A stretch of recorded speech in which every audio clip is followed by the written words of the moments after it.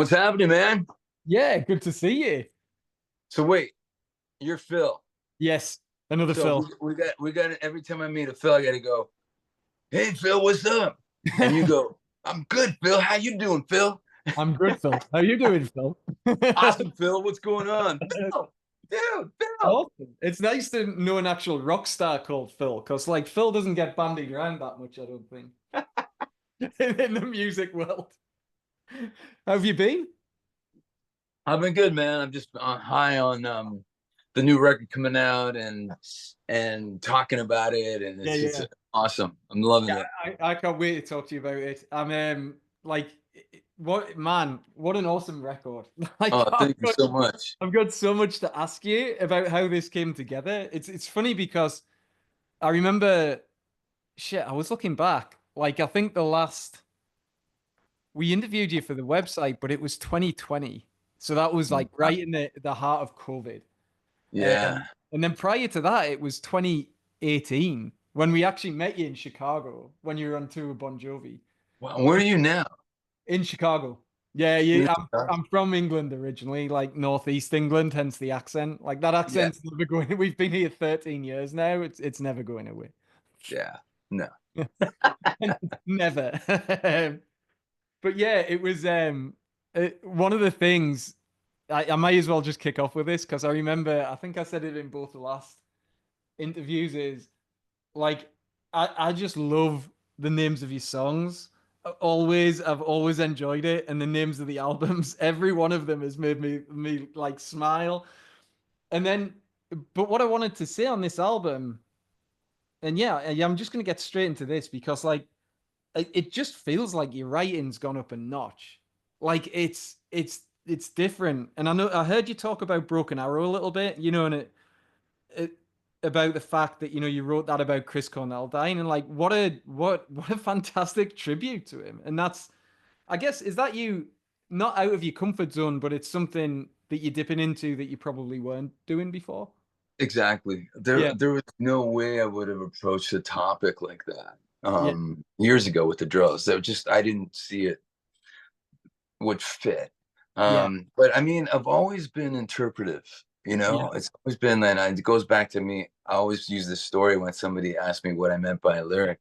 yeah, And I was like, what do you think I meant? And they come up with something and that it was actually better than what I had in mind in my head. So, I mean, the intent is there, yeah, right? But there's always like a double meaning, but the interpretive part of it was when I wrote Broken Arrow. Of course, I was, the topic was suicide. So I had all these questions. If I could ask a person who committed suicide questions, what yeah, would the questions be? So I came up with that. And then, um, at the same time, the lyric I always bring up is, "What's it take for you to shut the voice of reason down?" Because yeah, obviously, the voice of reason would be, "Hey, man, don't do it. You know yeah, what? It'll work out. It'll work out." And then you shut that off. And so the next question is, "How's the view?" Because where you're at right now, like, what's it like?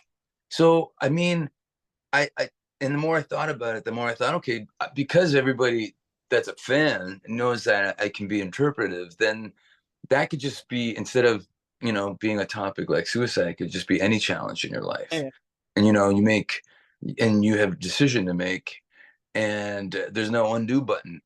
yeah, So yeah. so put a lot of thought into it.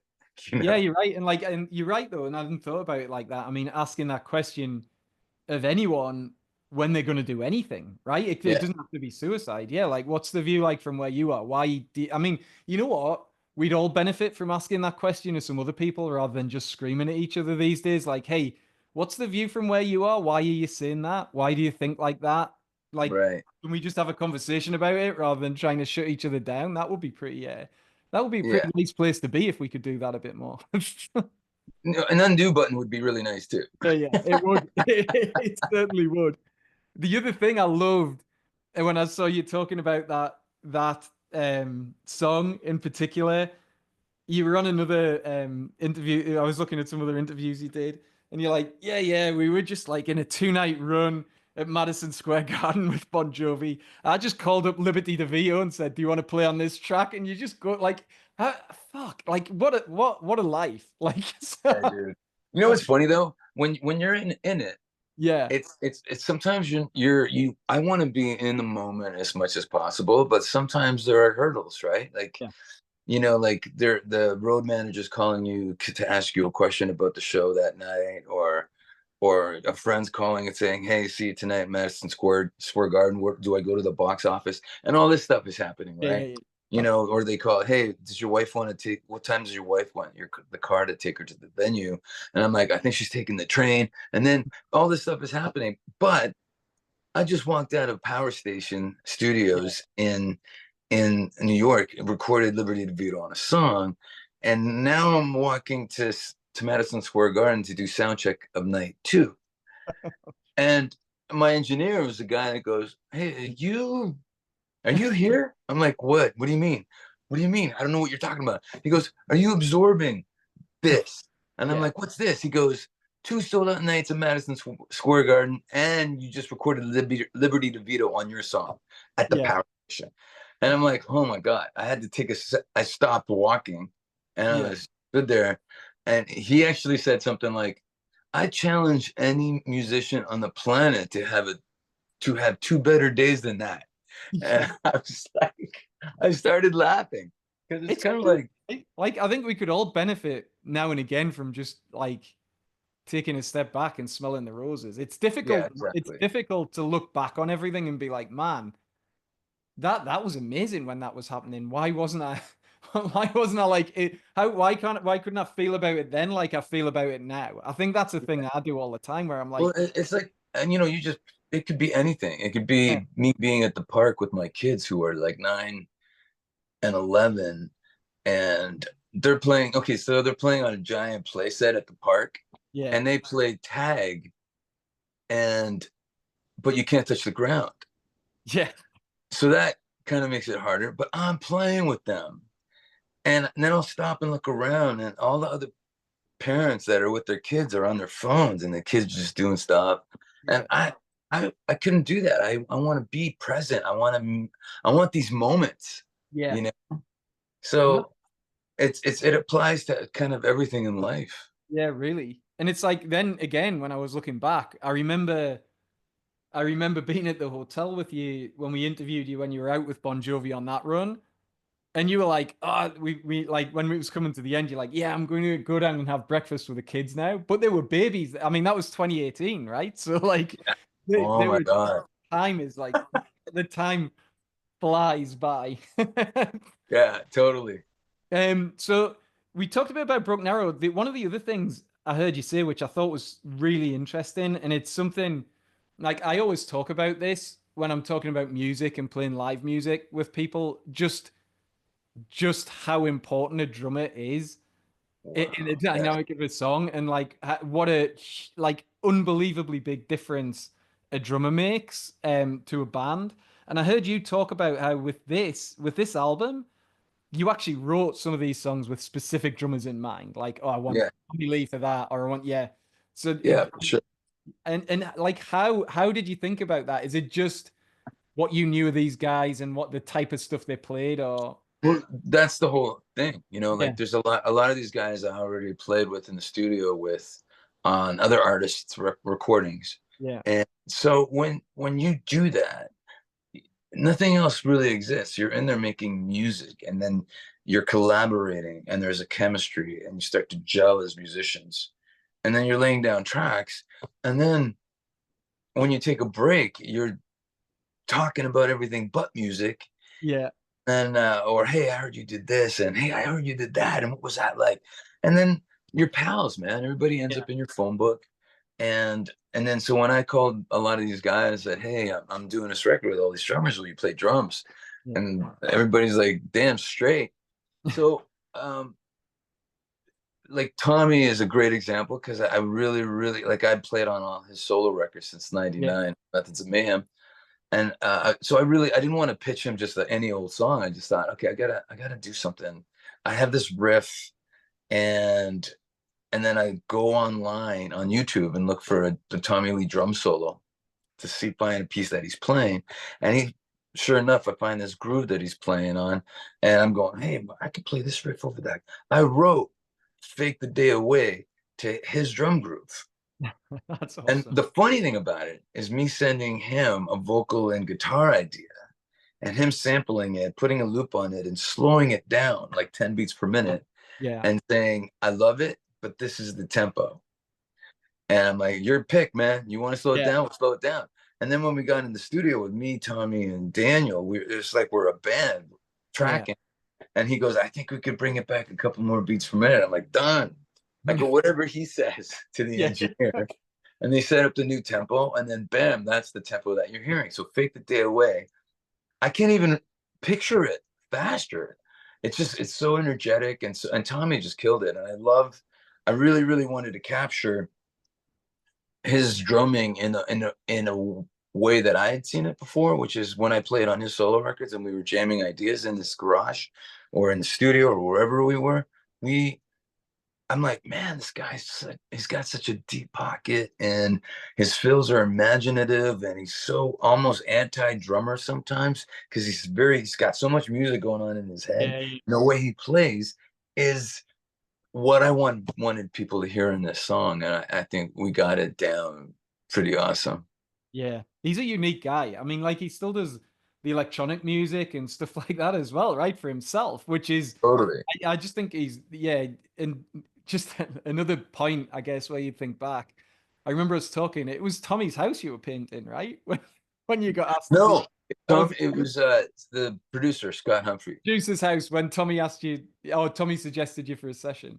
Well, Scott Humphrey was the one Yeah, who suggested me, and yeah. Tommy was like the dude painting the And garage. that was the story. That was the story. But the funny thing is I came in and traded the paintbrush for a Les Paul. And I started playing some riffs over this track that they had built up, and Tommy's like, "Dude, you got to play on the whole record."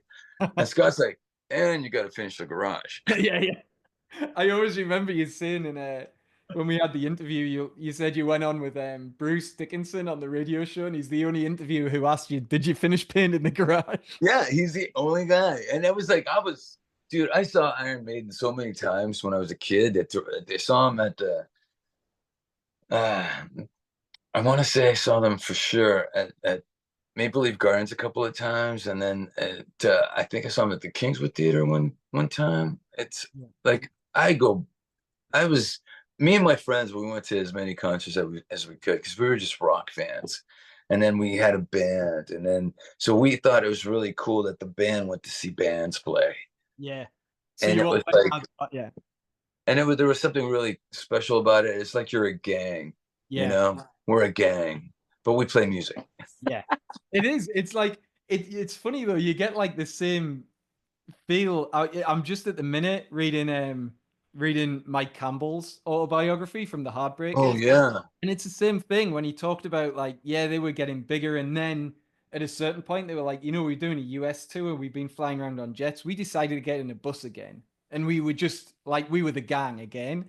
And then yeah. talking about how it all started, it's really interesting that feeling of That's pretty amazing. You know what? John Shanks, my buddy, he's also in Bon Jovi, and we were yeah, rehearsing last week, and we were in the car out to the airport after we were done, yeah. and he's listening to that book on the audio book, Oh yeah, me too. I'm doing the audio, but yeah, and it's Mike Campbell reading it, so that's pretty amazing. it So is. we listened to he says you just got to hear this chapter on the way to the airport. Yeah, yeah, yeah, yeah. Yeah, I got to get it. It's pretty Yeah, amazing how he talks about a lot of it, like he's got so many backstories to all these songs. yeah. Like I love the Boys of Summer. Oh, Um, that's part of just the what I book. was listening to before. That's He had pretty. I don't want to spoil it for anyone, yeah, yeah. but it's pretty amazing. It is, but also amazing that like he gave that one, you know, he gave that over to Tom, and Tom's like, nah, Yeah, that's it's a bit jazzy. The chord's too jazzy at the beginning. I'm like, what are you talking about? I know. And then Don Henley hears it and says, I think I wrote the best song of my life. Yeah, It's your yeah. track. Can you imagine getting that call from Don Henley? I think I've just written the best song of my life to your music. Yeah, Yeah, it was unbelievable. It like that. It's something I've always appreciated with you, like as a player, is I've heard you play with Bon Jovi. I've heard you play, on different stuff in sessions and stuff like that. And you always you're an amazing player, but the thing that I always love about Campbell is like he'll play to serve the song. And I always Yeah. feel like you do that to an extent. Well, When I listen to you play, it always fits like exactly in that space of where it's meant to go. I think that's an important factor, and it's from being in a studio and playing on so many different vibes. Like Yeah. I consider myself a chameleon when it comes to that. Like if you're playing with Avril Lavigne on Monday, and then you're playing with Alice Cooper on Wednesday, Yeah. it's going to be different guitars, different amps, different vibe, different everything, Yeah. different dance. So Yeah. it's like you just and then even on my record, even on Pow Right and the Kisser, I just approached some of the solos were like just happened off the floor. Yeah. When I was playing with the band, and that was the feeling. Yeah. And why would I change that if it worked? And then there's other solos where like Broken Arrow, I wanted it to be a little bluesy. There's a Yeah. little hint of Hotel California, but with a little more slinkiness going on, Yeah. with bending and stuff like that. And then when Way Gone with Kenny Aronoff, he's such a powerhouse drummer. Yeah. That song came out so good, and we were just the way we were jamming it. I go, okay, when I get home, this solo is gonna rip. Yeah. Yeah. And that's my shred moment. That's my Yeah. shred moment on the record. And did the majority of them like when you like how much of it was live in the room? Were you getting together with people and just getting in there and doing it? We were, and it's funny because it's 11 different drummers, but it was like over 5 studios and Yeah. engineers and different miking techniques. So it was kind of like making it cohesive was the hardest thing at the Yeah. end. Yeah. I thought if the common denominator is my guitar playing and my singing and Dan's bass and his background vocals, then I think if the drums all sound different, we'll be okay. But that was not the case. Yeah. You mix everything and send it to the mastering guy, and he goes, this doesn't sound like the same record at all. And then okay, back to the drawing board. But you have to do a lot of tweaking here and there on the drums, but at the same time, maybe make the bass more identifiable, and then the kick and the snare have to be a little more equal in the same place Yeah. on the spectrum, that kind of thing. But I think at the end of the day, it's Mauer, my mastering guy. He was like, "It's getting close. It's getting close. It's getting close. It's getting close. It's done." It's kind of like that. So, but the whole thing is it's all themes too, right? Yeah. Like there's so many different themes on this record, and I wanted each vibe to be with the drummer, like we talked about earlier, but also what guitar I used and Yeah. how I'm gonna sing it. All the approaches were mindful, Yeah. and but not too mindful. There's got to be a sense of recklessness, right? I think rock and roll should be dangerous, so that's why I'm going for danger a lot. But for sure, when me, Ray Luzier, and Dan were at Studio 606 and we're playing "Don't Wake Up Dead," as one time through, I was like, "This song's opening the record, Yeah. like no doubt." That's a kill, and it's a killer. It's Thanks, man. But I mean, I heard it. This song is gonna open the record, and it again. The guitar that you hear on the left is the guitar I laid down with the guys, yeah. even the solo. And then when I got home and started, okay, I got the vocals happening, background vocals. I think the guitar should be a stereo image. Yeah. I copied the guitar that I did on the left with the guys on the right. Yeah. And then when I got to the solo, instead of doing a rhythm track to support the solo, I just doubled the solo. So to Yeah. me, it epitomizes the drill's power trio thing. Yeah. Sure, it's two guitars, but they're playing the exact same thing as close as possible. Thick. Yeah. So yeah, to thicken it up, and then me screaming up the middle. Yeah. What are you gonna get? You're gonna get drills. Yeah. And it's always been you and Dan, right? So you've still got that through line, I think, even with the different drummers, Yeah. you've still got like you guys, and it's still the drills in that sense. And then is Brent drumming for you like more generally now, Brent Fitz? When he can. Yeah, yeah. When he Yeah, 'cause can. he's Yeah. in the band, right? I remember seeing Slash talk about him, and he's like, he was talking about Brent saying like a bit like what you were saying about being a chameleon. He's like Brent can do anything. Brent Yeah. can like, and they And were he can. yeah, and they were encouraging him to sort of like obviously then bring his personality to it as well. But like he was like, yeah, he can do anything. He Well, can sound like the anyone. the first time Dan and Brent played with the Drills, we were in Germany. Mm, So we all flew there and we got like an hour to do sound check and rehearse something. And then we played a show that night. And the whole time I couldn't stop thinking how I, the first time we played together, I felt like I had been playing with Brent for 25 years. yeah, And then I went over to Dan and I go, is it just me or is it this amazing? He goes, I feel like I've been playing with him for 25 years. And I'm like, I just said that yeah, to my head. yeah, But I mean, and then well, when Brent can make it, we're the Canadian Drills. yeah. Because we're all Because you're all, yeah, and then if he can't make it, then we're usually getting somebody else, and they're usually from LA, or so we can fly together, or we can at least rehearse before we have to go do a fly date or something like that. But it worked out great. Like last year, last August, we opened for Motley Crue at the Illinois State Fair, yeah, and we went to Sweetwater and jammed and grabbed back line and drove the 6 hours to Springfield and played that show. And it was amazing. If I had to walk on stage in front of 10,000 fans, Motley Crue fans, yeah, that are just there to see Motley Crue and don't give an F who's opening, yeah, I like to have Dan and Brent yeah. To backing back. me up.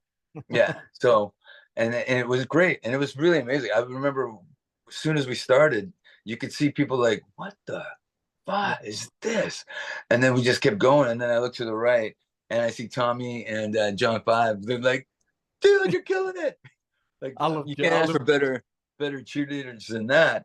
And then when you get you get 10,000 people screaming, "I wish my beer was as cold as your heart." yeah. That's a bonus. That's got to be it. So, but I mean, I, that's what it felt like to me, and I felt like we did really well. And then the fair actually called recently, last Yeah, couple of weeks, to open for somebody else in August. So we'll see how that goes. awesome. But I think it's all about making an impact, and no matter what you're doing, it's just to all the young musicians out there, all the young bands. As soon as you get on that stage, kill, Yeah, kill, kill, kill, yeah, and you want to kill the band that played before you, and you want to scare the headliner. yeah. Absolutely, absolutely. I heard Mike Campbell talking about that, so I can't remember who he said they went out and opened for, but they actually got. It was early in it, and they were like, the management started threatening them, like, you've got to tone it down, otherwise we're taking you off the tour because they were like blowing the. I can't That remember. happened. I can't say how many times we've opened up for a friend's band, Yeah, and then I go, "Hey man, you guys are playing in town soon. Can we open?" And then the guitar player was like, "No man, I've seen you guys. I don't want to follow that. That's too yeah, much." you're gonna kill us. And I'm like, and then I tell your agent, and the agent's like, "Well, that's a good problem to have." I go, "I don't want any problems. I just want to Yeah. play." It's been interesting to me watching, and I really like it actually, like watching some of the interviews as well, where people are like, "Oh yeah, it's surprising." Like having seen you with Bon Jovi, like putting this album on and hearing it, I'm like, why is that surprising? Like you should have gone back and listened to the stuff beforehand. I mean, the Drills has always been just a like balls to the wall rock and roll band. Like no one should be surprised about that. And it like I love it. But it's nice to think, well, okay. I guess you going out with Bon Jovi and then the what was it called, Hired Gun, that obviously must have helped as well as expanding your phone book for drummers. Oh yeah, that. But also the fans, man. Like, I Yeah, mean, there are a lot of Bon Jovi fans that became Phil X and the Drills fans by default. They yeah, go, "Wow, we really like this guy." So we started playing after I did a bunch of Bon Jovi stuff, and I'd see like we could be anywhere. yeah, We could be in Slovenia, sorry, or we yeah, could be anywhere, and I'll just see like Germany, or even Chicago, yeah, anywhere, and you're like, "Wait a minute, you guys are Bon Jovi fans." yeah. And That they're must, like, "Yes, we are, but now we love you." And then yeah, that's pretty amazing. I feel like in the beginning I didn't know if people were uh really digging it because they wanted to dig it yeah, because I was helping their favorite band out. But then people started saying this is my new favorite drill song. Yeah. or or Phil X and the Drills is one of my favorite bands, and they have all the records and the Yeah. T-shirt, and hey, can you sign this and this and this, and it's just pretty crazy. But I mean, It's I love that it helped, and John's a fan too. I'll be yeah. out and I'm, hey man, can you make a video of our new single coming out? I'm like a little brother. Yeah, you Yeah, sure, man. Okay. go on, I'll do that, yeah. And then, but it was funny because I did that for Fake the Day Away, and then I was literally talking to Sammy Hagar, and I go, man, I don't know if you pimp other people's songs, but if you do, if you could, we just had a single come out. If you listen to it and you dig it, if you said something, that would be great. And he said something like, well, Phil, I'm gonna be honest, if I do like it, I'll do something on Facebook, but Instagram's too close to me. I'm really specific about what I put on Instagram. And I'm like, hey man, I totally get it. It's Yeah. just fantastic, anything. And then I was rehearsing with Bon Jovi. And I see that I look on the drum riser where my phone is, and I see that a text came in from Sammy, and then John at the same time John says, "Hey guys, take five." I'm like, "Okay, what did Sammy say?" He said, "Hey man, the video came out so good, I put it on my Instagram." I was like, "Yes." That's gotta be it. Yep. Yeah, it's feelings like that. I mean, when you get to like playing with Sammy, those two dates that we did together, and then I got other dates coming up with other iconic artists that Yeah. and playing with Robin Zander, playing with Glenn Hughes, it's like, and Billy Gibbons, Yeah, all yeah. these guys that I grew up listening to, and wait a minute, it's so surreal. Yeah. It's like we're playing beer drinkers and hell races right now with Yeah. with Billy Gibbons and Glenn Hughes singing Dusty Hill's part. What? It's pretty crazy. But it's deserved and it's hard work. Like that in the first two interviews, I mean, I talked to you about that a lot. You worked your ass off to get where you were. I mean, particularly to be as good at the instrument as you are. And then, I mean, I guess on top of that, and it was something it's funny, something I saw someone saying like hired gun, and then like I've heard other people say it's like if you're gonna do the work that like if you're gonna be a session player like you have been, yeah, you've got to be a great musician, but people have got to like you as well. Like, Yeah, and the it's fact cool. that you slotted into Bon Jovi and the fans accepted you as well just speaks to the fact that, you're a good guy outside of being a great guitar player. So it's like, yeah, I mean, I mean, I it, think, it all works. It all works hand in hand. But yeah, I think we have to wrap this up. yeah, They got no, me that's no stacked problem. today So I'm with just going to back to quickly, back. one last question. Are you going to get out on the road behind it? Well, I'm waiting for the schedule from the day job, and then Yeah. I'm gonna fill the gaps. And then, okay, perfect. Good to know. We'll keep an eye on it and then we'll pop everything up on the website whenever it comes up. Thanks, Bill. Great, great record. Thanks for Thanks, man. catching up with us. Appreciate it. Thanks, man.